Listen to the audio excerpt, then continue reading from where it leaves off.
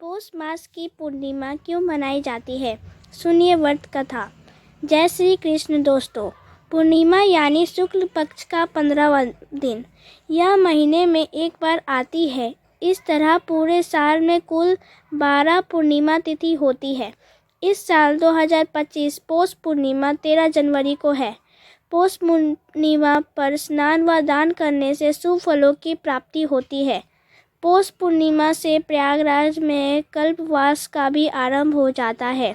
इस दिन किसी पवित्र तीर्थ स्थान पर स्नान करने से मनुष्य पाप मुक्त होकर स्वर्गलोक में जाते हैं। सनातन धर्म में कोई भी व्रत व उपवास बिना व्रत कथा के अधूरा माना जाता है। इसलिए पौष पूर्णिमा का व्रत करते समय भी कथा अवश्य पढ़नी चाहिए। आइए जानते हैं पौष पूर्णिमा व्रत कथा के बारे में। जय श्री कृष्ण दोस्तों, आप सभी श्रोताओं का दिन शुभ और मंगलमय हो। इसी मंगल कामना के साथ चलिए आज की इस कथा को शुरू करते हैं। पौष मास की पूर्णिमा जीवन में शुभ फल प्रदान करती है और माता लक्ष्मी जी की कृपा से धन का लाभ मिलता है। पौष पूर्णिमा के दिन गंगा स्नान करने से साधक को शुभ फल की प्राप्ति होती है। साथ ही पौष पूर्णिमा के दिन चंद्रदेव और धन की देवी माँ लक्ष्मी एवं भगवान श्री लक्ष्मी नारायण जी की विधि पूर्वक पूजा और व्रत करने का विधान है। इसलिए पौष पूर्णिमा के दिन गंगा स्नान किया जाता है। इस दिन चंद्रमा 16 कलाओं से परिपूर्ण होता है। पूर्णिमा तिथि के दिन जो व्यक्ति स्नान दान के कार्य करता है वह शुभ फलदायी माना जाता है। पौराणिक मान्यताओं के अनुसार पूर्णिमा का व्रत करने से व्यक्ति को सभी दुख और कष्टों से मुक्ति मिलती है। तो आज हम आपको पौष पूर्णिमा की बड़ी ही दुर्लभ कथा सुना रहे हैं। तो आप लोग बड़ी ही श्रद्धा और प्रसन्न चित्त मन से इस कथा को पूरा अवश्य सुनिए। श्री कृष्ण ने यशोदा जी को बताया कि 32 पूर्णिमाओं के व्रत करने से क्या फल मिलता है और सर्वप्रथम इस व्रत को मृत्यु लोक में किसने किया था। द्वापर युग में एक समय की बात है कि यशोदा जी ने कृष्ण से कहा, हे कृष्ण, तुम सारे संसार के उत्पन्न करता, पोषण तथा उसके सहारा करता हो। आज कोई ऐसा व्रत मुझे कहो जिसके करने से मृत्यु लोक में स्त्रियों को विधवा होने का भय न रहे तथा यह व्रत सभी मनुष्यों की मनोकामना पूर्ण करने वाला हो। श्री कृष्ण कहने लगे, हे माता, तुमने अति सुंदर प्रश्न किया है। मैं तुमसे ऐसे ही व्रत को सविस्तार करता हूँ। सौभाग्य की प्राप्ति के लिए स्त्रियों को द्वित्री संत अर्थात 32 पूर्णिमाओं का व्रत करना चाहिए।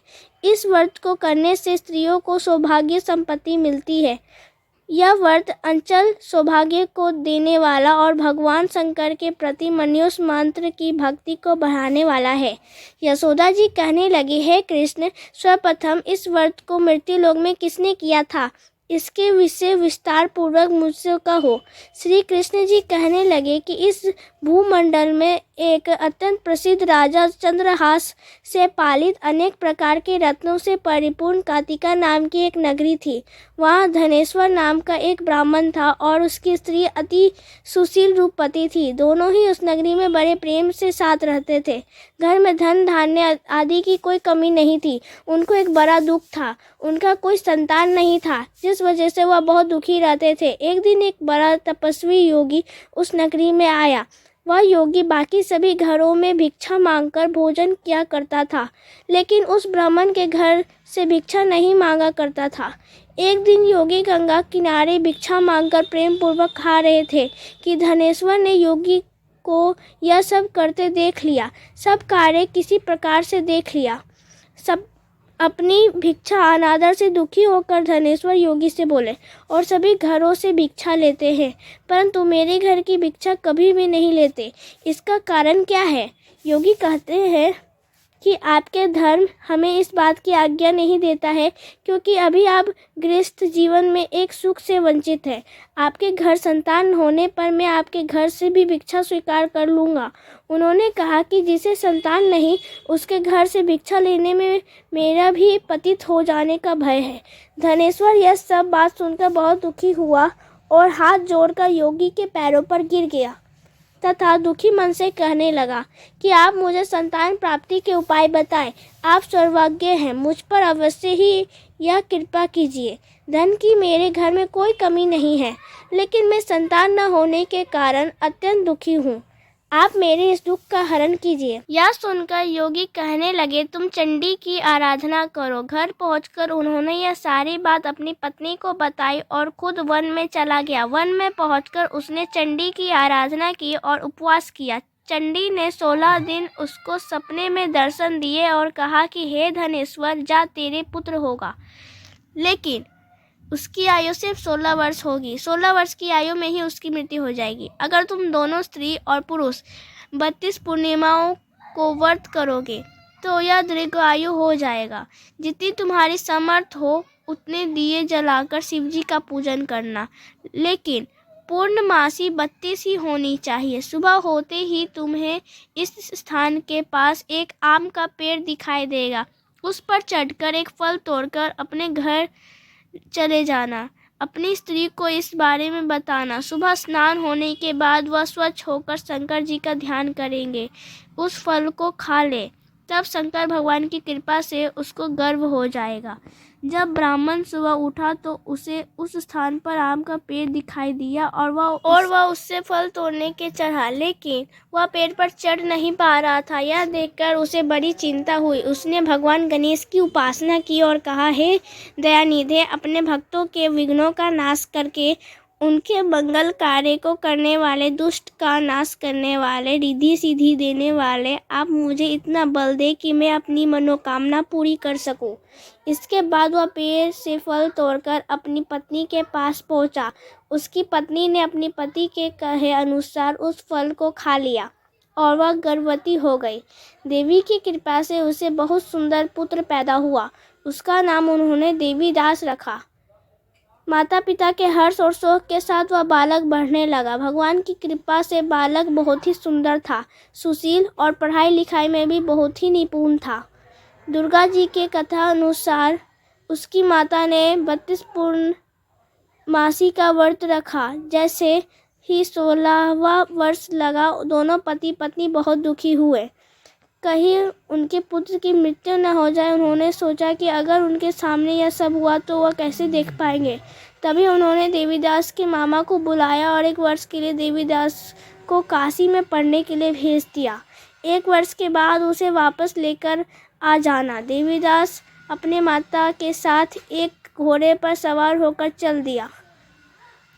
उसके मामा को भी यह बात पता नहीं थी। दोनों पति पत्नी ने 32 पूर्णमासी का व्रत पूरा किया।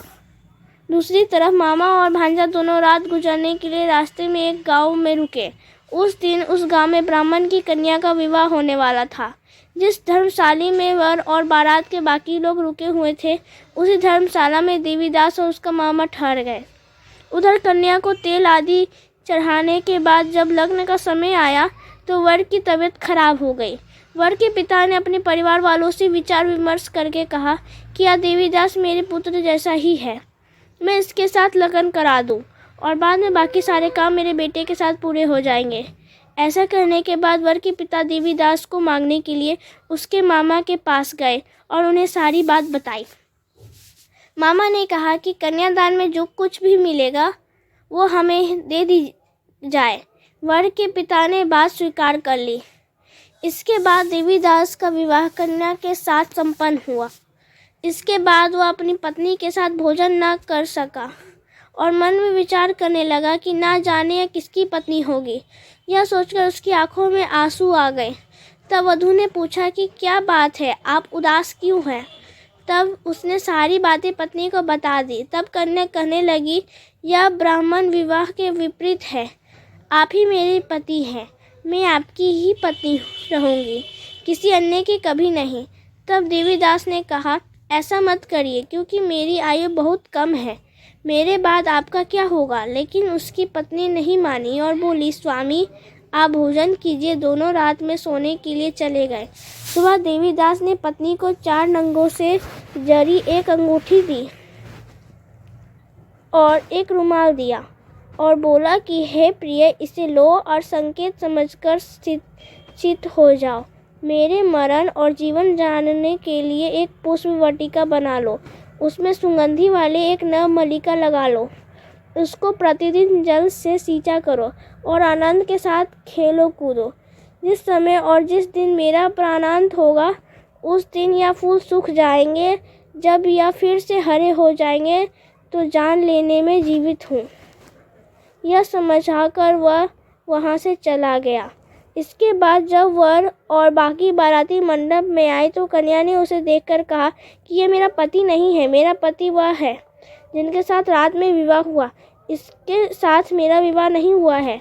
अगर यह वही है तो यह बताए कि मैंने इसे क्या क्या दिया है। साथ ही कन्यादान के समय के आभूषण मिले, उन्हें दिखाएं।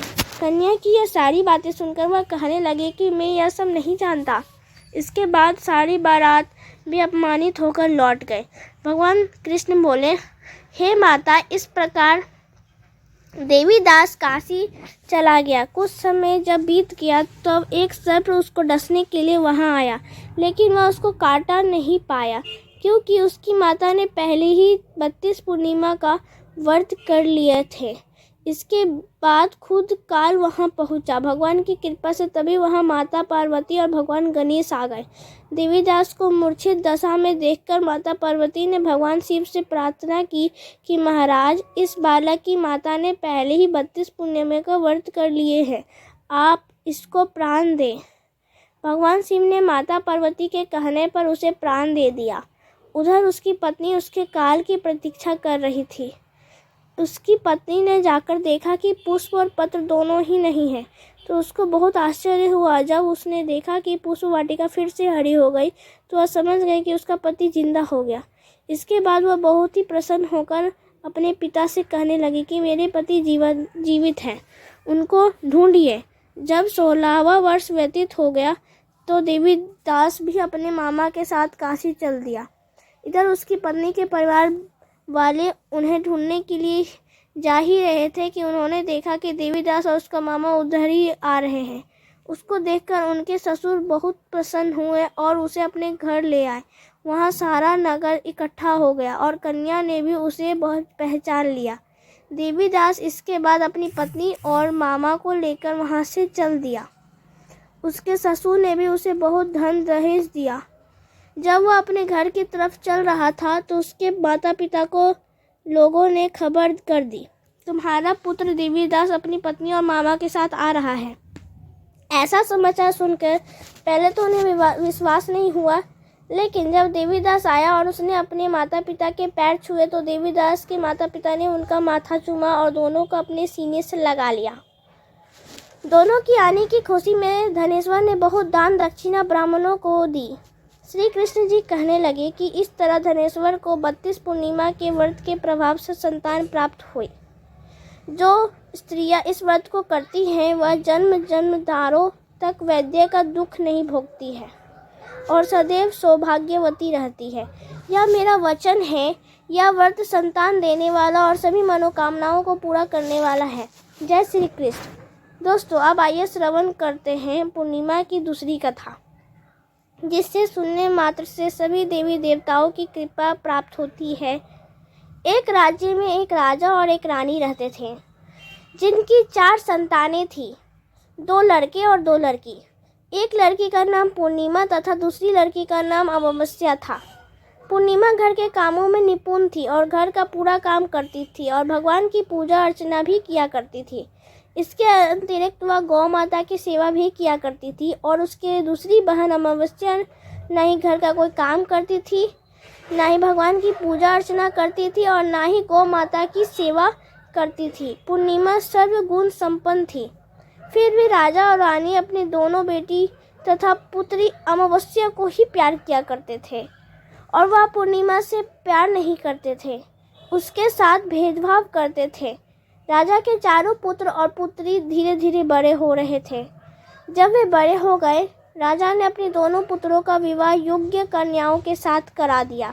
इसके बाद रानी ने राजा से कहा कि अब दोनों पुत्री विवाह के योग्य हो गई हैं और इन दोनों का विवाह भी करा दो, लेकिन पुत्री अमावस्या का विवाह किसी बड़े खानदान में करना और पूर्णिमा का विवाह किसी गरीब परिवार में कराना।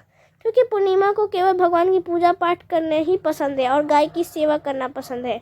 अब रानी ने राजा को दोनों पुत्रियों का रिश्ता तय करने के लिए भेज दिया। राजा ने अपनी पड़ोसी राज्य में जाकर वहां के राजा के पुत्र से अमावस्या का रिश्ता तय कर दिया और वहीं पास के गांव में जाकर एक गरीब परिवार के लड़के से पुत्री पूर्णिमा का रिश्ता भी तय कर दिया। यह सारी बात जाकर राजा ने अपनी रानी से बताया तो रानी यह सोचने लगी कि अब देखते हैं कि भगवान इसकी मदद कैसे करते हैं। यह बहुत ही पूजा पाठ करती है और भगवान में मग्न रहती है। पूर्णिमा का भाई और उसकी भाभी पूर्णिमा से बहुत प्यार करते हैं क्योंकि पूर्णिमा उनके घर के कामों में उनका साथ देती है और कामों में उनका हाथ बटाती है और यही उनकी दूसरी बहन अमावस्या उन पर अपना रौब जमाती है और घर का कोई कार्य नहीं करती। कुछ समय बीत जाने के बाद दोनों पुत्रियों का विवाह हो जाता है। राजा और रानी विवाह के बाद अपनी दोनों पुत्रियों को विदाई देते हैं। विदाई देते समय राजा और रानी पुत्री अमावस्या को बहुत सारा धन और दौलत देकर विदा करते हैं और पूर्णिमा को भी कुछ भी नहीं देते, खाली हाथ अपने घर से विदा कर देते हैं। इसके बाद दोनों बहनें अपने अपने ससुराल को चली जाती हैं। कुछ दिन बीत जाते हैं और एक दिन अमावस्या अपने घर पर शिव जी की कथा रखती है जिसमें वह सभी गांव वालों की निमंत्रण देती है और अपनी बहन पूर्णिमा को नहीं बुलाती। जब गांव की सभी औरतें अमावस्या के यहाँ जाती है तो यह सब दृश्य पूर्णिमा अपने घर के दरवाजे के बाहर बैठकर देख रही होती है। तब वहां से गुजर रही औरतें पूर्णिमा से कहती है कि तुम्हारी बहन ने यहाँ शिव जी की कथा रखी है, क्या तुम नहीं चलोगी? पूर्णिमा ने कहा, मुझे निमंत्रण नहीं आया है, मैं नहीं जा सकती। सभी गांव की औरतों ने पूर्णिमा से कहा, बुलाया नहीं तो क्या हुआ, भगवान शिव की कथा है, तुम हमारे साथ चलो। गांव की सभी औरतों की बात मानकर पूर्णिमा भी उनके साथ भगवान शिव की कथा में अमावस्या के घर चली जाती है। जब अमावस्या की नज़र पूर्णिमा में पड़ती है तो वह कहती है कि तुम यहाँ कैसे चली आई, मैंने तो तुम्हें बुलाया नहीं था। खैर कोई बात नहीं, अब तुम आ ही गई हो तो चुपचाप बैठी रहना। और यह कहते हुए अमावस्या ने पूर्णिमा की गरीबी का भी मजाक उड़ाया। पूर्णिमा की आंखों में आंसू आ गए और रोते रोते मन ही मन में पूर्णिमा भगवान शिव से विनती करती है, हे भगवान, क्या पूजा पाठ करना गलत है? गौ माता की सेवा करना गलत है? आखिर मेरी गलती क्या है? आप मुझ पर अपनी कृपा दृष्टि कब बनाएंगे? पूर्णिमा बार बार भगवान शिव से यह करती रहती। इतने में शिव कथा पूरी हो जाती है और अमावस्या भगवान का प्रसाद बांटने लगती है। वह सभी लोगों को प्रसाद देती है लेकिन पूर्णिमा को वह प्रसाद नहीं देती। पूर्णिमा बिना प्रसाद के ही अपने घर लौट जाती है। रास्ते में वह यह सोचते हुए चलती है कि यदि बच्चे उससे कथा का प्रसाद मांगेंगे तो वह उन्हें क्या जवाब देगी। उसने सोचा था कि वह अपने मायके अपने भाई और भाभी के यहाँ जाएगी और वहाँ से जाते हुए बच्चों के लिए कुछ लेकर जाएगी। ऐसा सोचते हुआ वह अपने घर वापस लौट आई। घर वापस लौटकर आने के बाद वह अपने पति और बच्चों से कहती है कि वह अपने मायके जा रही है। पति ने कहा ठीक है और कुछ समय के बाद पूर्णिमा अपने मायके के लिए रवाना हो गई। चलते चलते रास्ते में एक चबूतरा आया जिस पर तुलसी का पौधा लगा हुआ था। उस चबूतरे पर एक बूढ़ी अम्मा बैठी हुई थी। वह कोई और नहीं, साक्षात तुलसी माँ थी। उस बूढ़ी माता ने पूर्णिमा से कहा, बिटिया तुम कौन हो और कहाँ जा रही हो? पूर्णिमा अपना परिचय देती है। परिचय देने के बाद बूढ़ी औरत ने पूर्णिमा से कहा कि यहाँ तुलसी का पौधा सूख रहा है, इसमें थोड़ा सा पानी डाल दो और इस चबूतरे की साफ सफाई कर दो, जिससे मुझे थोड़ी ठंडक मिलेगी। पूर्णिमा ने कहा कि ठीक है माँ, मैं तुलसी में पानी डाल देती हूँ और यहाँ की साफ सफाई भी कर देती हूँ। पूर्णिमा ने साफ सफाई करने के बाद बूढ़ी अम्मा को भी नहला दिया और बूढ़ी अम्मा की भी सेवा की, उनके पैर दबाए और बूढ़ी अम्मा से कहा कि माँ जी बताइए मैं आपकी क्या सेवा करूँ और कोई काम है तो बता दीजिए, मैं कर दूंगी। बूढ़ी अम्मा ने कहा कुछ नहीं, अब तुम जाओ और वापस आते समय मुझसे मिलते हुए जाना। पूर्णिमा ने बूढ़ी अम्मा से कहा, ठीक है अम्मा जी, मैं जाती हूँ। वापस आते वक्त आपसे मिलते हुए जाऊंगी। कुछ समय आगे चलने के बाद एक शिव मंदिर आया। वहाँ पर उसे एक बूढ़े बाबा मिले जो मंदिर के बाहर बैठे हुए थे। वह कोई और नहीं, साक्षात भोलेनाथ थे। उन्होंने पूर्णिमा से कहा कि कहाँ जा रही हो बेटी, तुम कौन हो? तब पूर्णिमा ने अपने परिचय दिया। फिर उस बूढ़े बाबा ने पूर्णिमा से कहा, इस चबूतरे की और इस मंदिर की सफाई कर दो। तब पूर्णिमा ने मंदिर की और चबूतरे की साफ सफाई कर दी और वहाँ पर पूजा पाठ अर्चना भी की। और साफ सफाई पूजा अर्चना करने के बाद उन्होंने बूढ़े बाबा को भी नहला दिया और उनसे कहा कि बाबा और कोई काम हो तो बताइए। तब बूढ़े बाबा ने कहा, नहीं बेटी, अब तुम जाओ और वापस आते वक्त मुझसे मिलते हुए जाना। पूर्णिमा ने कहा, ठीक है बाबा, मैं जाती हूँ, वापस आते हुए आपसे मिलती हूँ। आगे चलते कुछ दूर चलने के बाद पूर्णिमा को एक काली जी का मंदिर दिखा। वहाँ भी एक बूढ़ी अम्मा चबूतरे पर बैठी हुई थी। उस बूढ़ी औरत ने भी पूर्णिमा से कहा कि बेटी, तुम कौन हो, कहाँ जा रही हो? तब पूर्णिमा ने उस बूढ़ी औरत को भी अपना परिचय दिया।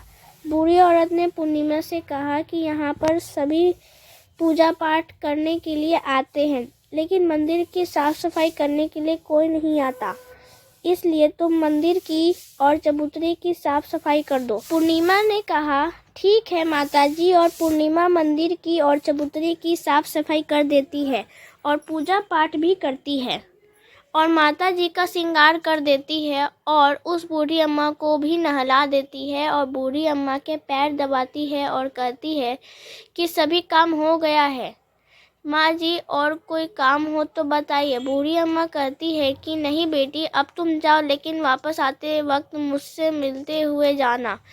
पूर्णिमा कहती है, ठीक है, और वह आगे चली जाती है। आगे चलते चलते एक नदी आती है। वहाँ पर भी एक बूढ़ी अम्मा बैठी रहती है और वह कहती है कि बेटी, तुम कौन हो और कहाँ से आई हो?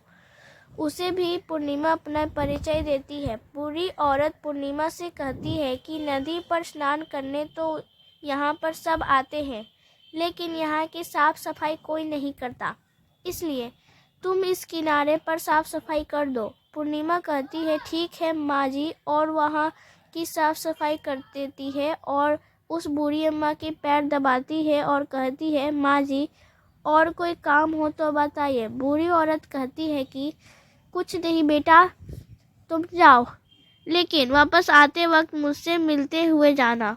और वह नाव में बैठकर नदी के दूसरे किनारे पहुंच जाती है और वहां अपने मायके के घर पहुंच जाती है।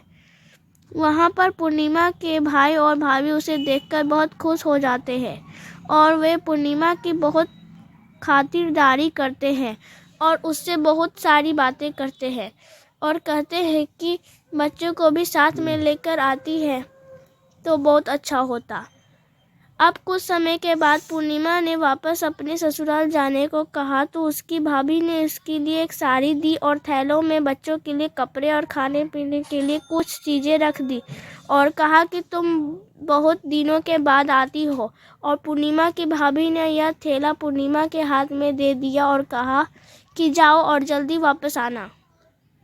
इसके बाद पूर्णिमा वहाँ से अपने ससुराल के लिए रवाना हो जाती है और उसी की नदी के किनारे पहुंची और नाव में बैठकर दूसरे किनारे पर उतर गई।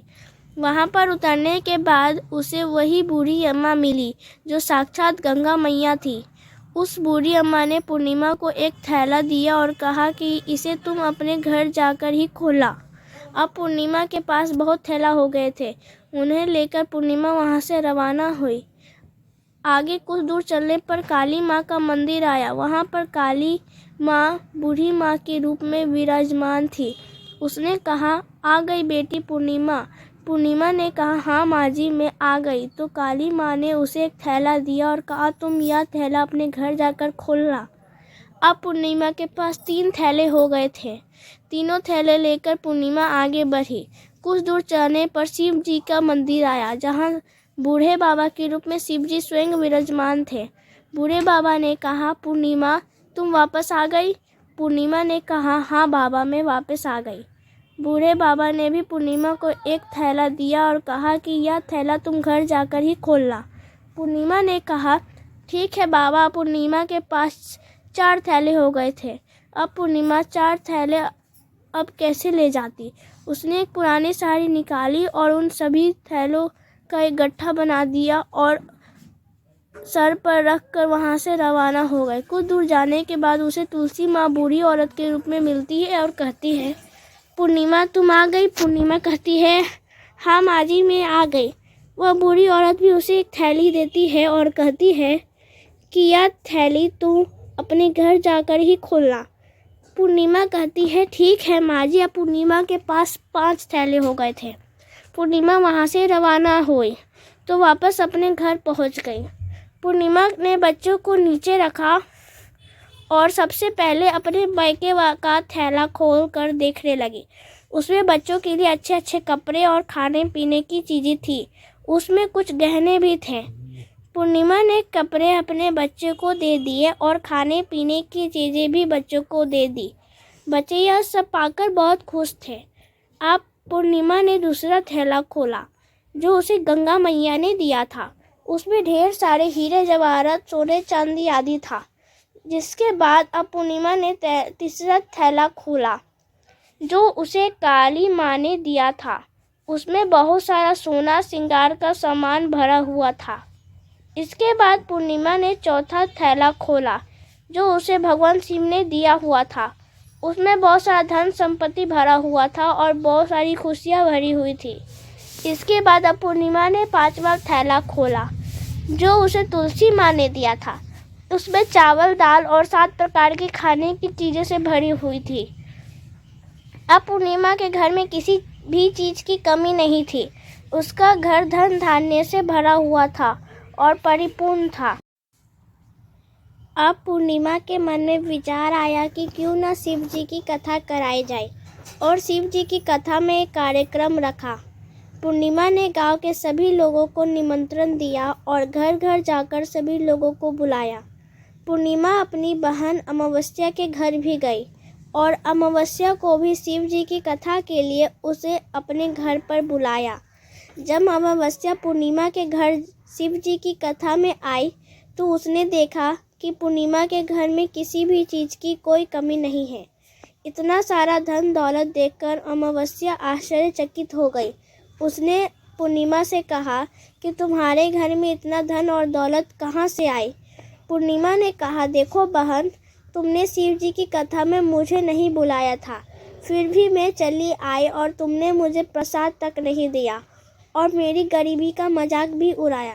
उसके बाद मैं अपने घर आ गई और घर आते हुए मन ही मन में सोच रही थी कि अपने मायके जाऊंगी और मैं अपने मायके चली गई और जो कुछ घटना इस बीच हुई वह सब घटना अपनी बहन अमावस्या को बताती है। तो अमावस्या कहती है कि तुम भी मुझे प्रसाद मत दो और मुझे डांट लो। लेकिन पूर्णिमा ने कहा कि यह तो भगवान का प्रसाद है, मैं तो सबको दूंगी और तुम्हें भी दूंगी। फिर भी अमावस्या ने प्रसाद नहीं लिया और वह सीधी अपने घर चली गई। घर जाकर अपने बच्चे से कहा, वह अपने मायके जाने के लिए तैयार हो गई और मायके के लिए निकल गई। उसी भी रास्ते में चलते चलते तुलसी माँ मिली जो चबूतरे पर बूढ़ी माँ के रूप में बैठी हुई थी। बूढ़ी माँ ने अमावस्या से कहा कि बेटी कौन हो तुम और कहाँ जा रही हो। अमावस्या ने अपना परिचय दिया। बूढ़ी माँ ने कहा, बेटी यह तुलसी का पौधा सूख रहा है, इसमें थोड़ा सा पानी डाल दो और इस चबूतरे की साफ सफाई कर दो। इस पर अमावस्या ने कहा, बुढ़िया तुझे दिखाई नहीं दे रहा कि मैं इतनी महंगी साड़ी पहन रखी है, यह गंदी हो जाएगी। ऐसा कहकर वह वहाँ से आगे चली गई। आगे जाने पर उसे भगवान शिव मिले जिन्हें भी उसने ऐसे ही कहा। उसके बाद आगे जाने पर उसे काली माँ मिली जिनसे भी उसने यही सारी बातें कही।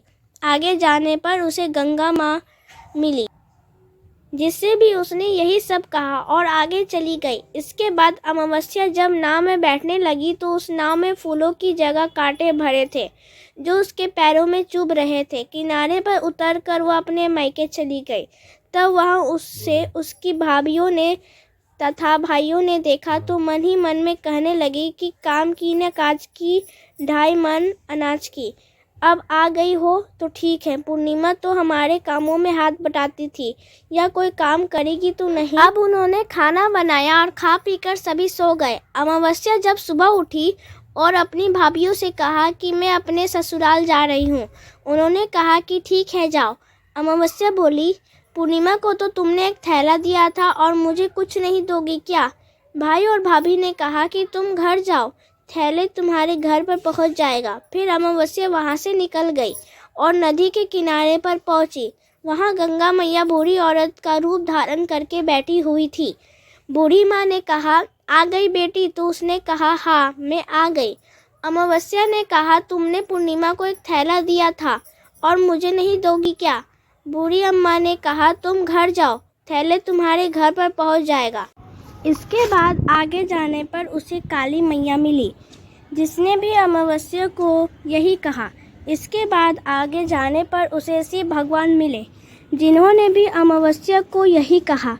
उसके बाद आगे जाने पर उसे तुलसी माँ मिली और उसने भी अमावस्या को यही कहा, तुम घर जाओ, थैले तुम्हारे घर पर पहुंच जाएगा।